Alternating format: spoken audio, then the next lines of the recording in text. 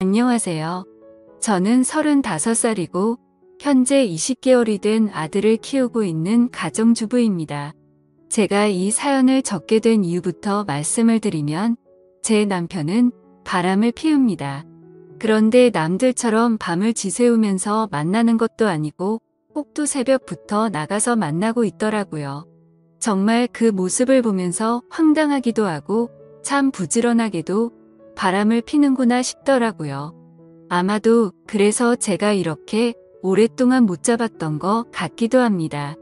그리고 하필 제가 아침 잠이 많습니다. 태생적으로 원래 잠이 많았죠. 더군다나 아이를 키우면서 수면 시간이 뒤죽박죽이 되어버린 터라 남편이 출근을 하는 새벽 시간에는 거의 항상 기절 상태였습니다. 그래서 밖에서 바람을 피우는지 뭘 하고 다니는지 알 수 있는 정신이 아니었던 거죠. 그런데 이런 정신없는 상황에도 촉이라는 게 무섭긴 하더라고요. 저도 정말 뜬금 포인트에서 남편이 이상하다고 느껴졌었거든요. 그건 바로 다름 아닌 블랙박스였습니다. 블랙박스 영상을 본 건 아니었습니다. 그냥 말 그대로 블랙박스 그 자체만으로 느낌이 왔던 거죠. 왜냐하면 제 남편은 정말 결벽증에 가까울 만큼 매우 깔끔한 성격입니다. 아내와 아이를 두고 하는 짓을 보면 자기 자신한테는 그렇게 더러운 놈이 없었던 것 같지만요. 아무튼 남편이 유독 신경 쓰는 것 중 하나가 자동차 관리를 하는 거였습니다. 가끔 옆에서 지켜보면 정말 심하다 싶을 정도로 내부 청소도 자주 하고 그렇다고 엄청 비싼 차도 아니고 평범한 차였는데 엄청 극성 맞구나 싶더라고요. 그런데 어느 날 퇴근하고 집에 오는 길에 블랙박스를 뜯어서는 가지고 왔더군요. 그 모습을 보고 저는 처음에는 고장이 나서 가져온 줄 알았고 별로 신경도 쓰지 않았죠. 그렇게 며칠 동안을 놓아둔 곳에 블랙박스가 그대로 있었습니다. 새로 달지도 않고 사지도 않았던 거죠. 한마디로 그냥 저희 차에는 블랙박스가 없었던 겁니다. 그렇게 자동차에 온갖 애정을 쏟던 사람의 차에 말이죠. 그리고 저희 아파트에는 지하 주차장이 있는데 남편은 무조건 지하에 차를 넣어야 마음이 놓인다고 했었죠. 분리수거하는 날이나 야근하고 늦게 와서 지하 주차장이 꽉 찼을 때는 어쩔 수 없이 지상에 주차를 하고 들어와서는 지하에 주차를 할 수 있을 때까지 매시간 들락날락 할 정도였습니다. 그렇게 결국 무조건 지하에 넣어놔야 안심하고는 잠을 자는 성격이죠. 이게 뭔가 앞뒤가 안 맞지 않나요? 차를 그렇게 애지중지하는 사람의 행동이라고는 볼 수가 없었고 그때부터 뭔가 이상하다는 촉이 왔었죠. 그렇게 의심을 하던 중 큰 사건이 하나 터졌습니다. 제가 새벽까지 아이 달래느라 잠을 거의 못 자서 침대에 누워 뒤척이고 있는데 옆에서 남편이 갑자기 벌떡 일어나더니 화장실도 아니고 주방으로 급하게 가더라고요. 그래서 뭐지 싶어서 시간을 봤더니 아직 출근 시간은 한참 멀었는데 도대체 뭐라는 거지 싶었습니다. 그렇게 눈을 감고 가만히 누워있는데 주방에서 고소한 냄새가 났죠. 아마도 토스트를 굽는 것 같았어요. 그러더니 어디론가 전화를 하더니 계속 먹을 걸 만들었고 15분 정도가 지난 뒤 주방에서 나와서 샤워를 하고는 출근 준비를 해서 나가더라고요. 일부러 자는 척 하고 있던 저는 남편이 나가자마자 주방으로 가봤습니다. 그런데 주방에는 아무런 흔적도 없이 엄청 깨끗하게 되어 있더라고요. 내가 꿈을 꾼 건가 싶었고 황당했죠. 그래서 눈에 보이는 프라이팬을 밑바닥을 만져보니 아직 미지근하더군요. 아무런 흔적도 없는데 뭔가를 만들기는 만들었다는 거였습니다. 그날 이후 제 의심은 극도로 올라갔고 수면 패턴이 아예 바뀌어 버려서 밤에 잠을 못 잤습니다. 그래서 일부러 자는 척하면서 새벽마다 남편이 출근하는 걸 봤습니다. 밤새 안 자는 척 하긴 어려웠기에 아이 방에서 자는 척을 하고 남편의 인기척이 들리면 문틈으로 밖을 봤죠. 그날도 어제와 같이 일어나자마자 주방으로 가더니 커피를 타서 보온병에 넣더군요. 실루엣만 봐도 세상 신나 보였죠. 작은 소리로 콧노래를 흥얼거리면서 마치 소풍 가는 사람처럼 즐겁게 준비를 하더라고요. 그리고는 전날과 같이 뒷정리를 흔적도 없이 깔끔하게 해놓고는 출근을 했습니다. 하루 이틀이면 그러려니 했을지도 몰랐을 겁니다. 그런데 매일 새벽 5시 30분이면 기계처럼 일어나서 무언가를 열심히 만들어서 6시 정각에는 집 밖으로 나갔습니다. 남편이 9시까지 출근해야 했는데 평소에는 7시에 나갔는데 1시간이나 일찍 나갔던 거죠. 회사에서 무슨 일이라도 있나? 아니면 혹시 투잡이라도 뛰는 건가? 별의별 생각을 다 했죠. 솔직히 그때까지도 저는 제 남편을 믿었습니다. 하지만 매일같이 그런 모습을 보다 보니 의심은 나날이 커져가더라고요. 그래서 결국 저는 남편이 자는 동안 핸드폰을 뒤져봤어요. 패턴 암호는 연애 시절 그대로 쓰더군요. 근데 아무것도 없었습니다. 카톡도 회사 단체의 단톡방 외에는 특이한 것도 없었고 문자나 통화 기록도 너무 깨끗했습니다. 그래서 제가 괜히 남편을 의심한 건가 착각을 하기도 했죠. 하지만 쉽사리 의심은 사그러들지 않았고 그 다음날도 저는 아기 방에서 자는 척을 했고 남편이 나갈 때 저도 몰래 따라 나갔습니다. 남편은 지하 주차장으로 내려갔고 저는 미리 불러둔 택시를 타고서 뒤따라 가려고 기다리고 있었습니다. 그런데 택시에서 10분을 기다려도 남편의 차는 올라올 생각을 하지 않더라고요. 분명 남편이 지하 주차장으로 가는 걸 봤는데 나오지를 않더라고요.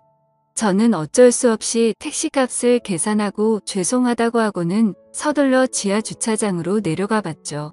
혹시나 제가 찾는 게 들킬까 봐서 조심히 남편 차를 찾아봤습니다. 지하 2층으로 내려가 보니 남편의 차가 지하 주차장에 있더라고요. 멀리서 보니 시동도 켜져 있지 않고 빈 차 같더군요. 그래서 남편이 차를 안 가져갔는데 제가 못 본 사이 나갔구나 했습니다. 어쩔 수 없이 저는 다시 집으로 올라가려고 할 때였습니다. 그때 때마침 어떤 여자가 제 남편 자동차 쪽으로 점점 다가가더니 너무나 자연스럽게 제 남편 차에 타는 겁니다. 그때부터 인생에서 가장 크게 제 심장이 쿵쾅쿵쾅 뛰기 시작했습니다. 그렇게 믿으려고 애써봤건만 제 남편은 투잡을 뛰려고 일찍 일어난 게 아니었습니다. 다른 여자와 두 집 살림을 하려고 일찍 나가고 있었던 거였죠. 그렇게 한참을 다른 사람 차 사이에 숨어서 보고 있는데 너무 슬펐습니다. 당장 뛰어가서 머리채라도 잡고 싶은데 아무런 증거도 목격하지 못했기에 처량하게 지켜볼 수밖에 없었죠. 1시간가량 시동도 안 킨 자동차에 있더니 7시쯤이 되자 갑자기 시동을 걸고 차가 빠져나가더군요. 저는 곧바로 집으로 돌아와서 떨리는 마음을 진정시키면서 제 남편의 최근 행동들에 대해서 차분히 생각을 해봤습니다. 무슨 낌새가 있었나 한참을 생각했지만 남편은 가정에 충실했었거든요. 야근도 자주 안 하고 집에 일찍 들어와서 아이도 봐주고 아무런 투정 없이 집안일도 잘 도와줬습니다. 도저히 머리를 쥐어짜내도 전혀 의심할 것들이 없더라고요. 근데 그 순간 생각이 난 게 예전에 한번 저에게 카풀에 대해 말한 적이 있었습니다. 우연히 알게 됐는데 우리 동네에 직장 동료가 사는 걸 최근에 알았다고요. 그래서 기름값도 아낄 겸 카풀을 해볼까 하는데 제 의견을 물어보더군요. 그때 저는 아이를 보느라 정신이 없었기에 별로 대수롭지 않게 그 동료가 여자면 하지 말고 남자면 하라고 가볍게 말하고 넘어갔죠. 카풀이라는 게 매일같이 자동차를 함께 타고 출근하는 거라 이성끼리 눈 맞는 경우도 종종 있다고 들은 기억이 있었습니다. 그래서 남편에게 여자면 하지 말라고 분명히 말했는데 제 말을 무시하고 지금까지 그걸 하고 있었던 거였습니다. 카풀이라고 확신하니 그동안 남편의 이상한 행동들이 마치 퍼즐 조각처럼 다 맞아지더군요. 블랙박스를 설치하지 않는 이유도 그렇고 자동차에 병적으로 집착하는 이유도 알겠더라고요. 결국에는 흔적 없이 깔끔하게 바람을 피우려고 그랬던 거였습니다. 다음 날도 저희 남편은 새벽에 일어나서 무언가 도둑 고양이처럼 준비하더니 6시 정각에 나갔습니다. 그 꼴을 보고 있으니 너무 황당해서 어이가 없더군요. 저는 그래서 바로 남편을 따라서 지하 주차장으로 내려갔습니다. 이번에도 자동차에 타서는 시동도 걸지 않고 그 여자를 기다리고 있더군요.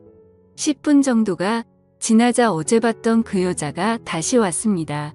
같이 함께 차를 타고 한참 동안 차 안에 있다가 어제처럼 7시 정각에 출발을 하더라고요. 저 여자도 참 부지런하네요. 매일 그 시간에 와서 저짓거리를 하다니 일찍 일어나는 새가 바람도 잘 피우는 것 같네요. 이번에는 두 눈 부릅뜨고 제대로 끝까지 지켜봤습니다.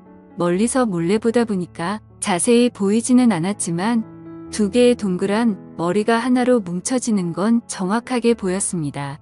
그냥 이건 확실하다는 확신을 줬었죠.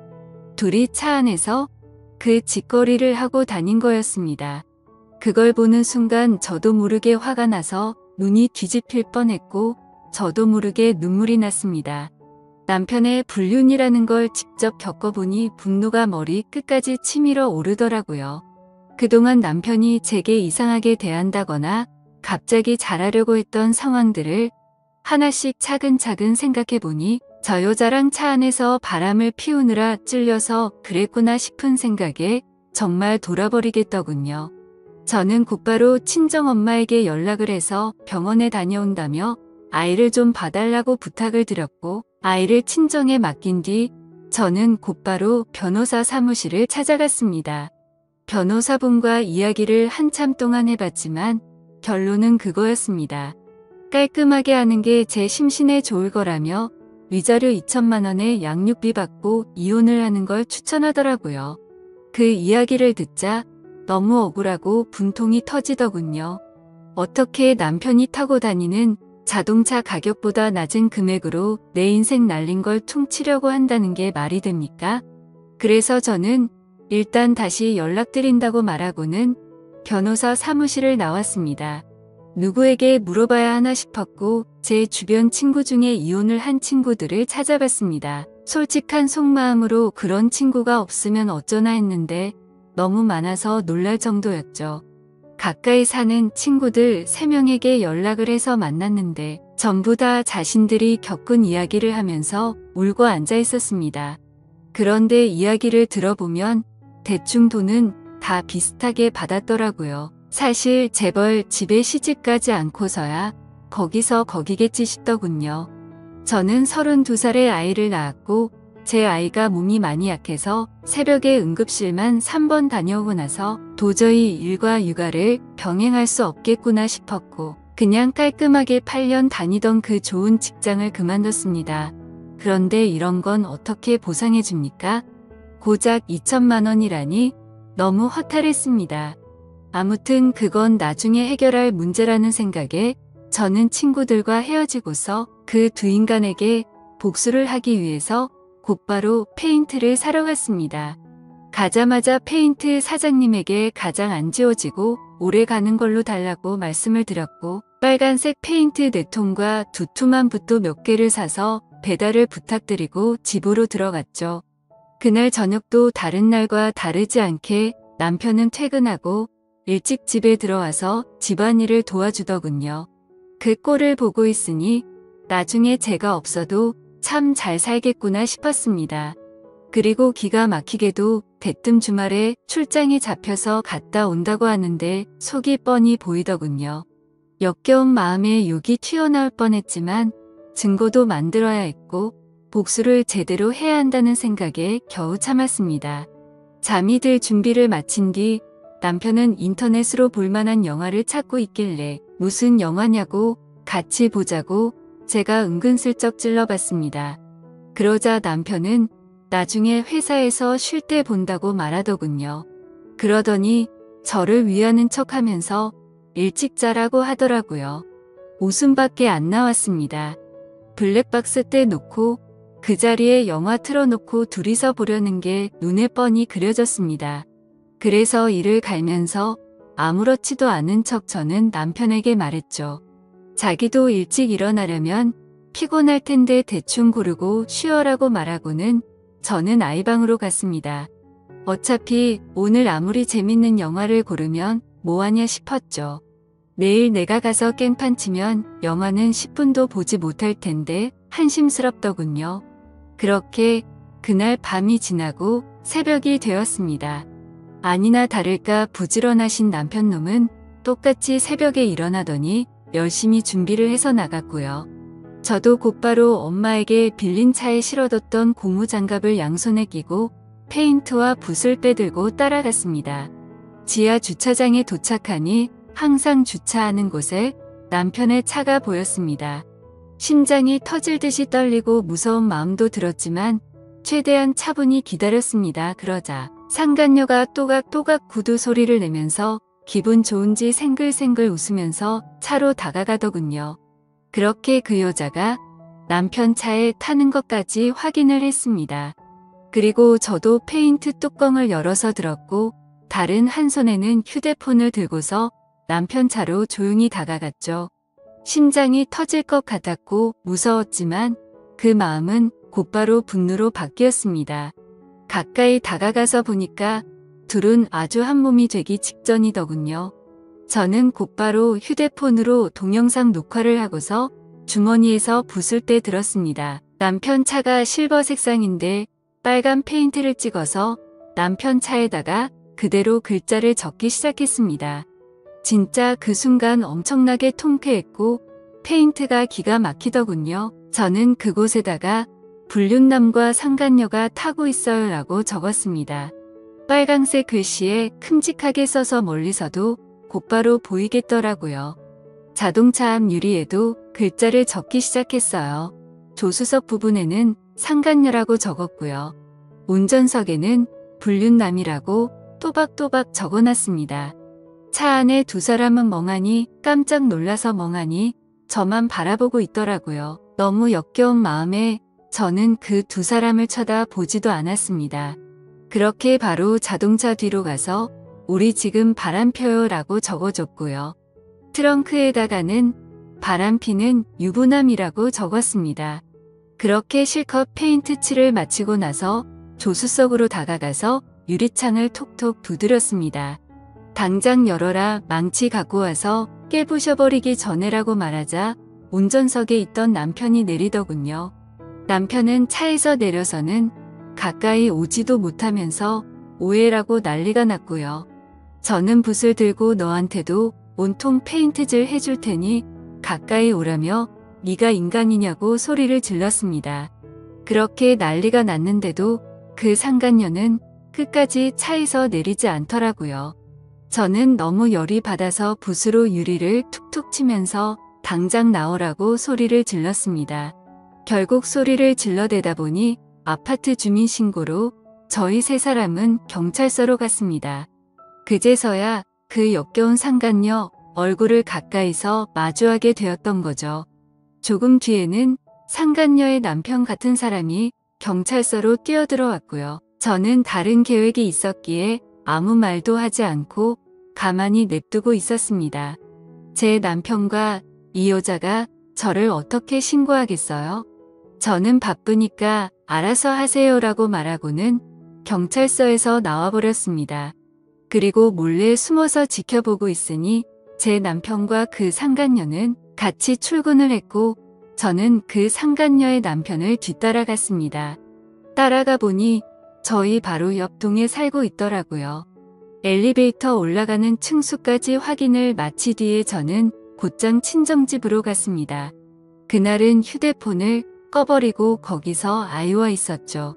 그리고 다음 날 새벽 저는 다시 저희 동네로 갔습니다. 저희 집이 아닌 그 상간녀가 살고 있는 아파트 동에 어제 봤었던 그 층으로 올라갔습니다. 그리고 거기서 조용히 기다렸습니다. 그렇게 6시가 조금 지나자 신발을 신는 소리가 들렸고 한쪽 현관문이 열리더라고요. 오늘은 늦게 나오겠지 싶은 생각도 해봤지만 이것들이 아직도 정신을 못 차렸나 봅니다. 나오는 사람은 어제 봤었던 상간녀가 맞았고요. 그 상간녀는 문 앞에 서 있는 저를 보고 소리를 지르면서 그 자리에서 주저앉아 버렸습니다. 저는 그 여자를 보지도 않고 묵묵히 제 할 일을 시작했습니다. 가져온 페인트 톰붓을 듬뿍 발라서는 그 상간녀 집 현관문에 적기 시작했습니다. 이 집에 상간녀가 살고 있어요. 일찍 일어난 상간녀가 유부남을 꼬신다라고 적었습니다. 그 상간녀는 소리를 지르기 시작했고 저는 아무렇지 않게 아주 태연하게 계속 글자를 적어나갔습니다. 카풀 뜯어먹는 소리 안에 차에서 이상한 짓이라고 적고 있는데 갑자기 그 집에서 그 여자의 남편이 뛰쳐나오더라고요. 저를 보자마자 또 이 아줌마냐고 도대체 왜 그러냐고 하더군요. 남의 집에 무슨 짓거리냐며 이거 전부 다 손해배상 청구할 테니 그렇게 알라고 하더라고요. 저는 그 여자 남편한테 물어봤습니다. 아저씨, 혹시 아저씨도 아침 잠이 많으신가요? 일찍 못 일어나시죠? 라고 물었습니다. 그러자 그게 무슨 소리냐며 아침 잠하고 이 짓이랑 무슨 상관이냐며 화를 내더군요. 저는 제 핸드폰을 꺼내서 어제 녹화한 영상을 보여주면서 말했습니다. 아저씨, 와이프랑 내 남편 놈이랑 꼭두 새벽마다 만나서 그렇게 부지런하게 자동차에 둘이 달라붙어서 카풀인지 뭔지 바람을 폈어요. 아저씨도 정신 차리세요. 라고 했죠. 그때 때마침 제 남편에게서 전화가 오더라고요. 전화를 받자마자 지금 어디냐고 버럭 소리를 지르더라고요. 안 그래도 열받는데 저를 또 건들더군요. 그래서 제가 한마디 했습니다. 야, 다음에는 네 차례야. 너는 회사에서 딱 기다리고 있어라. 내가 페인트통 들고 지금 바로 갈 거니까. 그 시각이 아침 7시였는데 그 여자 집 앞에서 소리를 지르고 있었습니다. 또다시 주민 신고가 들어갔는지 곧바로 아파트 경비 직원분들이 올라왔고 저는 강제적으로 그 사람들에게 떠밀려서 엘리베이터에 올라탔습니다. 1층으로 내려가니 제 남편이 이쪽으로 뛰어오고 있더군요. 이젠 더 이상 그 자동차 안에서는 못 기다리나 봐. 라고 했더니 남편이 그러더라고요. 적당히 좀 해라며 동네 창피하게 아침마다 뭐 하는 거냐고요. 그 말을 듣는 순간 피해자 코스프레를 하길래 너무 역겨워서 구역질이 날 것 같았고 정말 너무 화가 났습니다. 그래서 저는 곧바로 소리를 지르면서 말했습니다. 그럼 내가 아침마다 동네에서 한 짓은 뭐냐고 물었고 주차장에서 그 짓거리 한 건 당당하냐고 소리 질렀습니다. 그러자 남편이 제 행동이 질린다면서 제가 원하는 대로 이혼해 준다며 되려 큰 소리를 치더라고요. 아무리 간통죄가 없어졌다고 해도 저렇게 당당하게 이혼을 해준다라는 소리가 나오는 게 어이가 없었습니다. 저는 더 이상 분노를 참을 수가 없었고 들고 있던 페인트붓으로 남편의 뺨을 쳐버리고 돌아서서 갔습니다. 그때부터 저는 이제 정말 무서운 게 없다는 걸 깨달았죠. 그러자 남편은 뒤에서 온갖 욕을 하면서 동네가 떠나가라 소리를 질러대더라고요. 저는 가볍게 그 말을 무시해버리고 곧바로 택시를 타고 친정집으로 갔습니다. 가서 씻고 나서 마음도 진정시킨 뒤에 본격적으로 이혼 준비를 시작했습니다. 최근에 만났었던 이혼한 친구들을 한자리에 다시 불러서 얘기를 듣는데 정말 처참하더라고요. 제가 앞으로 몇 달 뒤면 저 친구들과 같은 모습이 될 거라는 생각에 암담해졌습니다. 이제 슬슬 좀 현실이 보이더라고요. 제가 이혼을 한다는 것도 그렇고 앞으로는 혼자서 아이를 키워야 한다는 것도 이제 좀 와닿았습니다.